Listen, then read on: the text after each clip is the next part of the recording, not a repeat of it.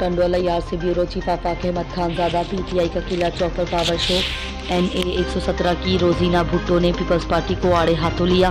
देखते हैं जिला टंडोला यार से आफाक खानजादा की इस रिपोर्ट में। पाकिस्तान की हालात का सब वाकिफ है, इसी तरह टंडोला यार की सूरत हाल से भी आप सब वाकिफ हैं।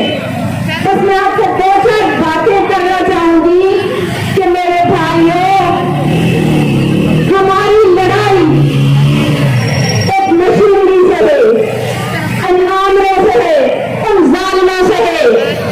पहला बंदा इनको टक्कर का मिला है जिसने कहा एब्सोल्युटली नॉट, वरना तो जब भी नवाज शरीफ हुकूमत में आए जाके वहां पे हर चीज को ओके किया है और पाकिस्तान को बेच के आया है।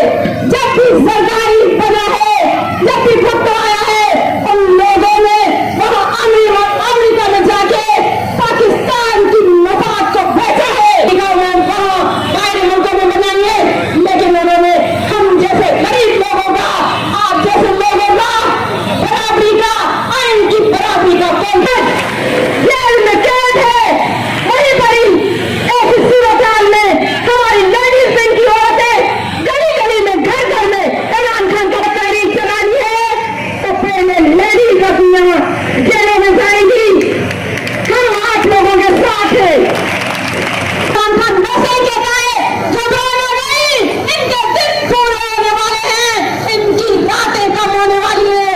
इमदाद पे काफी हो, ज्यादा शाह हो या चाहे सत्ता बचानी हो, इनको हमने दौड़ा दौड़ा के दम किया हुआ है। अगर ये आज गांडियों के साथ जीत दिखाते हैं तो हम लोग एक मजबूत अपोजिशन बन के उनके सामने खड़े रहेंगे, उन पर कैसे करेंगे। इमरान खान ने एक ये भी पैगाम दिया था हमें, जब जना पाक बुलाया था बुखला को, कहा था कि मैं ज्यादा से ज्यादा टिकट वकीलों को दूंगा।